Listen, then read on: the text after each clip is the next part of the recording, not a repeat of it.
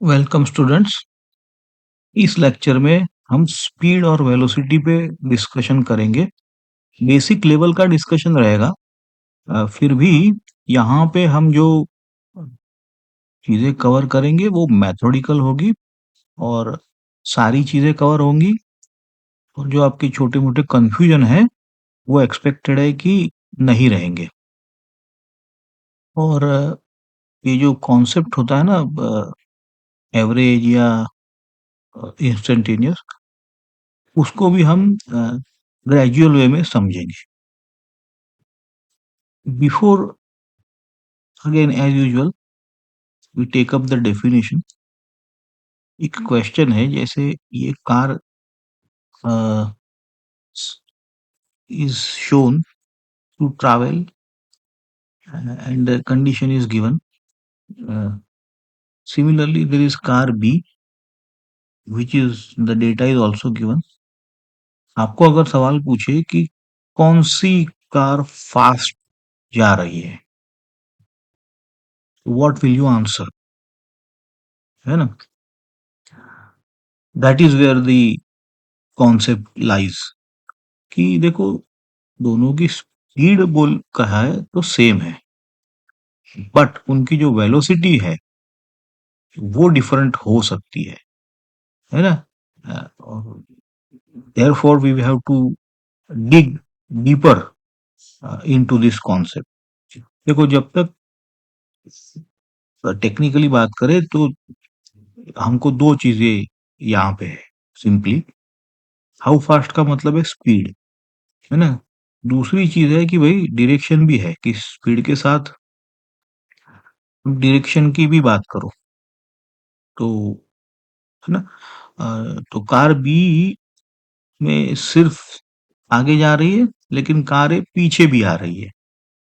तो now there is not only this speed and direction, but there is something more to it, क्योंकि पूरे travel के दरमियान क्या वेलोसिटी है ना?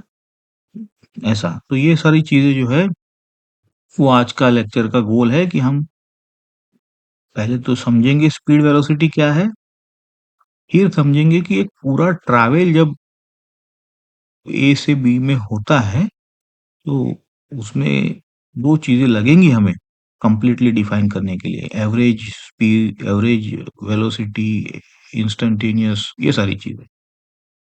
ओके, तो यहां से शुरू करते हैं। ये राइट साइड में पहले आप ये ग्राफ को देखो, एक्स और वाई। वहां ए पे एक एरो है, बी पे एक एरो है ना? तो ये जो, जब तक हम एरो की बात कर रहे हैं तो हम सिंपल डिस्प्लेसमेंट की बात करेंगे, R1 और R2 कहेंगे। और दूसरा जो ब्लू लाइन है वो एक्चुअल डिस्टेंस की बात कर रहा है ना? तो अब हम पोजीशन वेक्टर का चेंज अगर ले तो देयर आर टू थिंग्स। अब लेफ्ट में देखो, पोजीशन वेक्टर, एक तो मैग्नीट्यूड है ई, और पोजीशन वेक्टर का डायरेक्शन भी है। दोनों चीजें हैं। एरो अगर चेंज होता है ना तो वो भी चेंज है, समझे आप? मैग्नीट्यूड भले चेंज ना हो, अगर एरो चेंज हुआ तो वो भी चेंज है। तो इसीलिए हम rate of change of position vector with time हम कहेंगे कि ये वेलोसिटी है। समझे आप? और अ, ये जो डिस्टेंस है ब्लू लाइन, वो तो हमें पता है कि वो तो ऑलवेज टाइम के साथ इंक्रीज होता है, कभी डिक्रीज तो होगा नहीं। और वो तो सिंपल डिस्टेंस है, टोटल टोटल। तो इसको हम कहेंगे rate of change of D with time speed define करते हैं।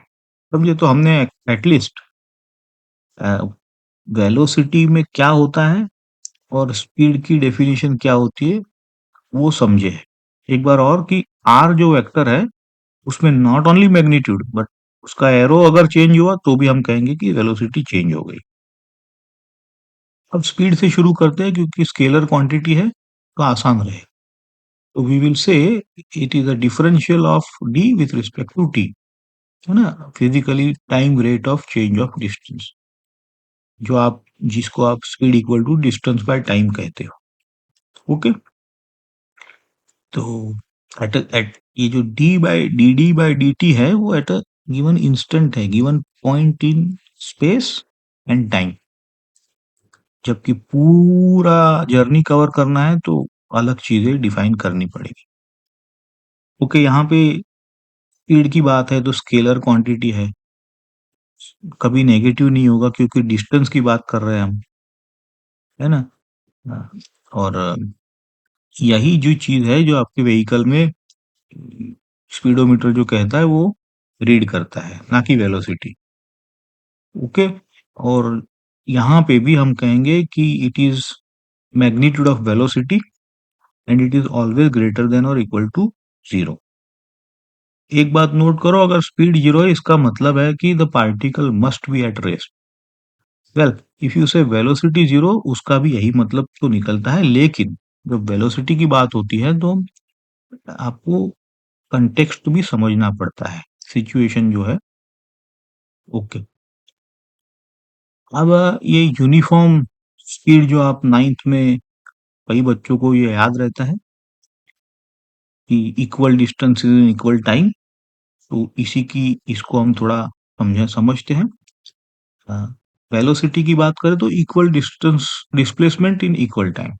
ओके, स्पीड की बात है तो डायरेक्शन में चेंज, बट वेलोसिटी में जैसे कहा कि ना एरो चेंज तो वेलोसिटी चेंज। यूनिफॉर्म का मतलब है वेलोसिटी यूनिफॉर्म का मतलब है एरो सेम, मतलब डायरेक्शन सेम।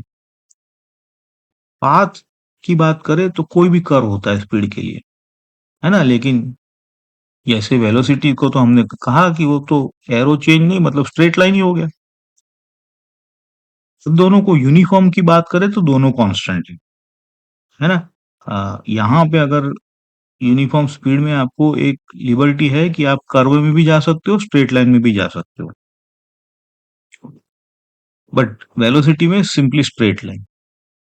नेट फोर्स जो है, ये थोड़ा इंपॉर्टेंट बात है, आप डायनेमिक्स में पढ़ोगे कि नेट फोर्स जो होता है, जो एक्सेलरेशन के बाद समझ में आएगा, बट जब वेलोसिटी चेंज नहीं हो रही है तो नेट फोर्स नहीं लगता है क्योंकि acceleration is DV by D T.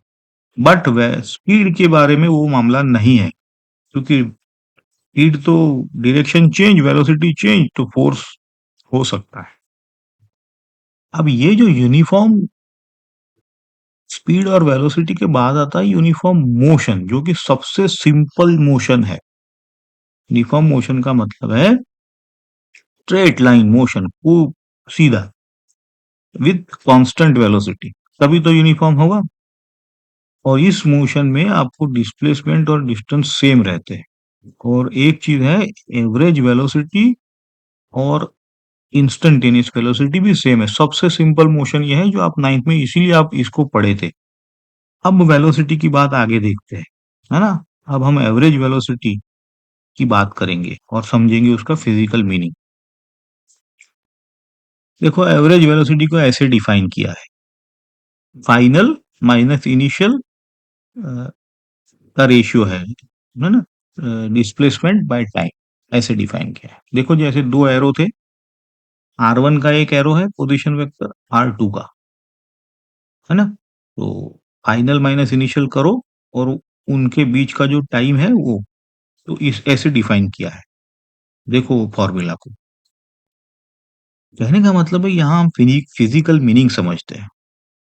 Physical meaning ये है कि मैं ए से बी में सपोज करो कि ट्रैवल किया है, but it is not necessarily that मैं यूनिफॉर्म स्पीड से या वेलोसिटी से जा रहा हूँ, है ना। हो सकता है मैं पहले थोड़ा फास्ट चलूँ, फिर ब्रेक लगाई, फिर थोड़ा धीरे किया, फिर और फास्ट चला।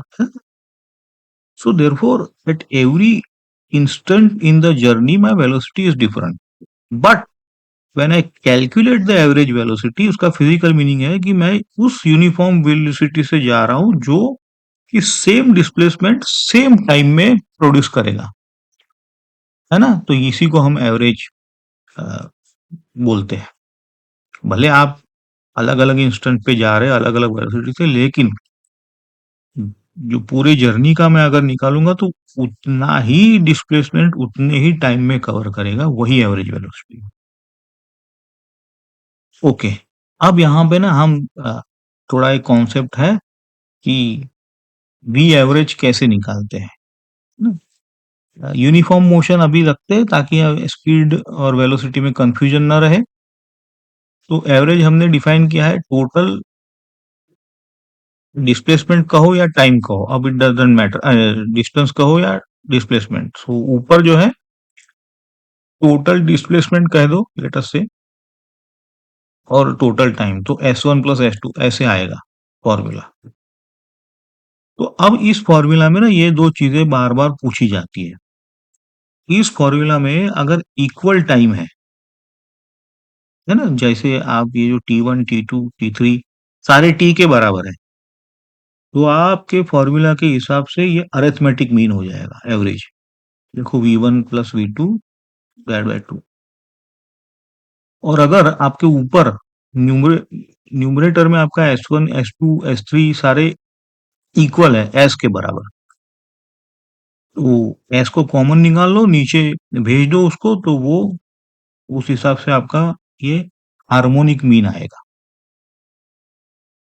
तो ये याद रखना है आपको, इक्वल टाइम है जर्नी में तो एवरेज आता है अरिथमेटिक मीन, और इक्वल डिस्टेंस कवर कर रहा है रिगार्डलेस ऑफ व्हाट वेलोसिटी, तो आपका हार्मोनिक मीन आएगा।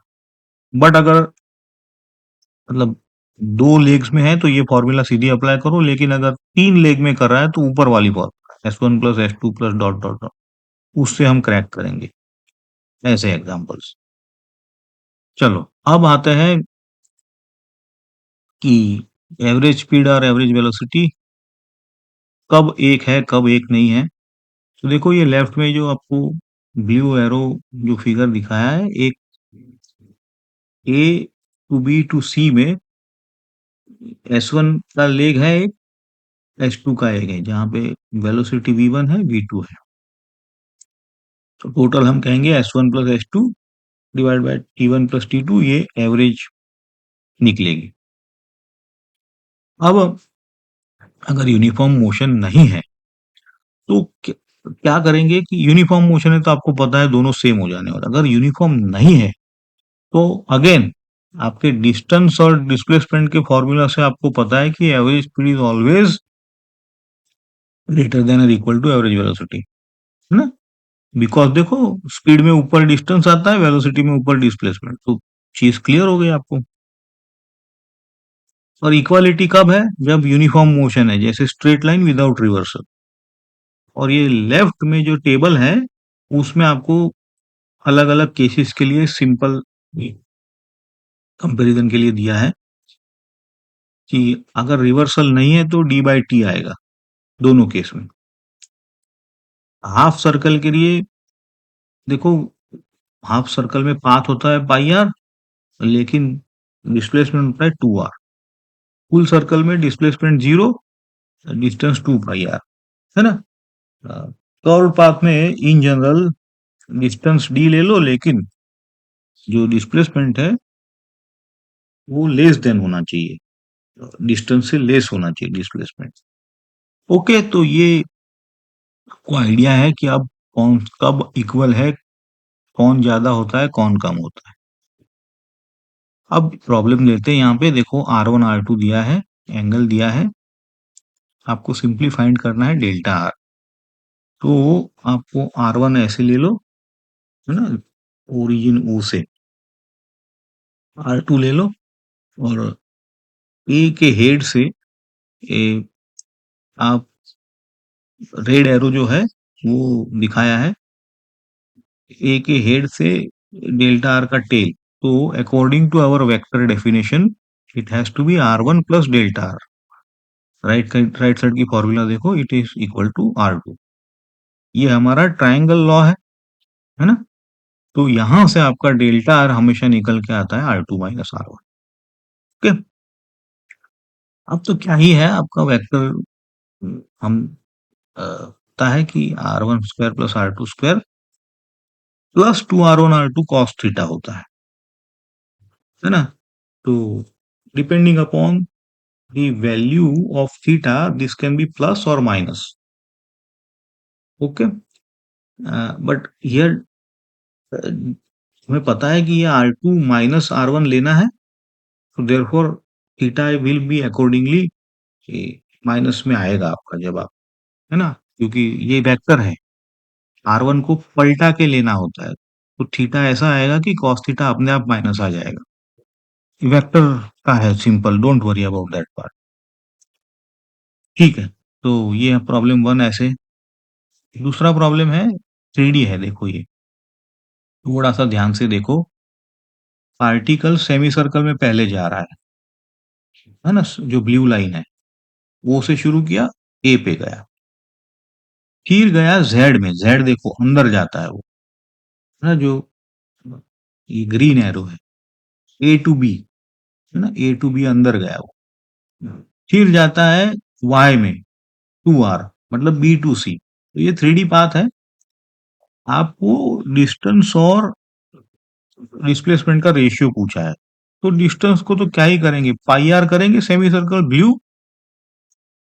फिर ये जो ग्रीन वेक्टर, ग्रीन लाइन है, वो आर, प्लस जो रेड है 2r, तो सिंपली डिस्टेंस तो निकल गया। डिस्टेंस और डिस्प्लेसमेंट के लिए क्या करेंगे, आपका पोजीशन वेक्टर जो है वो c है, 2r comma 2r comma r, है ना? वही तो है। और अगर हमारा o ओरिजिन पे है, तो सिंपली पोजीशन वेक्टर rc का होगा 2r i cap, 2r j cap plus r k cap. अब तो क्या ही बात है, आपको मैग्नीट्यूड निकालना आता ही है वेक्टर का। तो स्क्वायर कर लो, A square plus B square plus C square, और उसका स्क्वायर रूट ले लो। तो वही किया है, तो यहां से एस आया 3r। अब दोनों वैल्यू प्लग इन करने के बाद आपका रेशियो आ जाता है ना?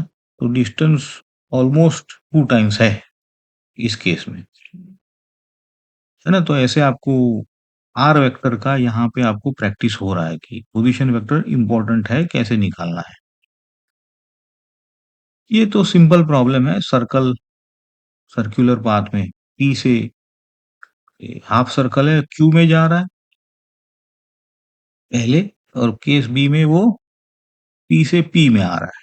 तो ये तो आपका 9th का प्रॉब्लम है।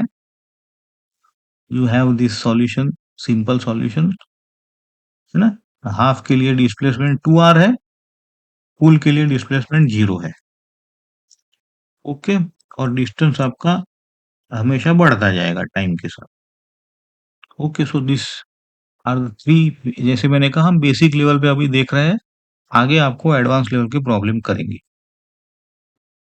तो ये चीजें हैं, आप नोट करो कि स्पीड स्केलर है, वेलोसिटी वेक्टर है। स्पीड जैसे डिस्टेंस है ग्रेटर देन इक्वल टू 0, वैसे ही है उसका वेलोसिटी, डिस्प्लेसमेंट है इसलिए नेगेटिव 0 पॉजिटिव हो सकती है। जैसे डिस्टेंस और डिस्प्लेसमेंट का रिलेशन था, वैसे ही स्पीड इज ग्रेटर देन और इक्वल टू वेलोसिटी होता है। अब एवरेज स्पीड जरूरी नहीं कि एवरेज वेलोसिटी हो इन जनरल, वो भी हमने देखा। यूनिफॉर्म मोशन में एवरेज इंस्टेंटेनियस वेलोसिटी जो है, वो दोनों एक है ना? क्योंकि यूनिफॉर्म है, तो उसके पास कोई ऑप्शन ही नहीं है। ओके, यहाँ पे उसकी चर्चा नहीं करेंगे, एग्जाम्पल में और आगे देखेंगे। स्ट्रेट लाइन मोशन में हमें पता है कि अगर रिवर्स नहीं होता है तो स्पीड इक्वल टू वेलोसिटी लिख लो। ठीक है, बाकी सारे भी केसेस है। सर्कुलर मोशन में आप देखो, यूनिफॉर्म स्पीड होता है लेकिन वेलोसिटी यूनिफॉर्म नहीं होती है, और यूनिफॉर्म वेलोसिटी का मतलब होता है यूनिफॉर्म स्पीड, है ना? यूनिफॉर्म मतलब वेलोसिटी एक स्ट्रिंजेंट क्राइटेरिया है। यूनिफॉर्म मोशन में नेट फोर्स नहीं होगा, क्योंकि velocity constant, acceleration 0, force 0। Okay, तो ये सारी चीजें समरी है। आप इस लेक्चर का पूरा जो कोर हमने दिया है वो इसमें आपको दिख रहा है। जैसे स्पीड इंस्टेंटेनियस स्केलर है, D D by D T greater than equal to 0। Instantaneous velocity को हम डिफाइन करेंगे rate of change of position vector, है ना? यूनिट्स आपका मीटर पर सेकंड। एवरेज स्पीड हम बोलेंगे टोटल डिस्टेंस, एवरेज वेलोसिटी बोलेंगे टोटल डिस्प्लेसमेंट ना, ऊपर नीचे टोटल टाइम। यूनिफॉर्म स्पीड का मतलब है equal distance equal time, uniform velocity equal displacement equal time, और स्ट्रेट लाइन होना चाहिए। ठीक है, और हमने इक्वल टाइम के लिए अरिथमेटिक मीन देखा, इक्वल डिस्टेंस के लिए हार्मोनिक मीन देखा। अब आप लोग ये प्रैक्टिस कर लो, आसान सवाल है, कॉन्फिडेंस देंगे ये सॉल्व करने पर। ये आप 9th लेवल के बेसिकली ये प्रॉब्लम्स है जो कि एक्सपेक्टेड है कि आप कर लोगे, इसके बाद हम लेवल अप कर सकते हैं, है ना। पहला आपको क्वेश्चन है हार्मोनिक मीन पे, जो हमने अभी अभी फॉर्मूला देखी। इसी तरह से सारे फॉर्मूले सिंपल है। एक बार आप करो, कमेंट करो, डाउट आपके ना, तो उस हिसाब से हम उसको आगे कवर करेंगे। तो यहाँ पे हम कह सकते हैं कि हमने ये स्पीड और वेलोसिटी का लेक्चर सारे एस्पेक्ट कवर कर लिए हैं। तो एज यूजुअल आप लाइक करो, सब्सक्राइब करो, शेयर करो।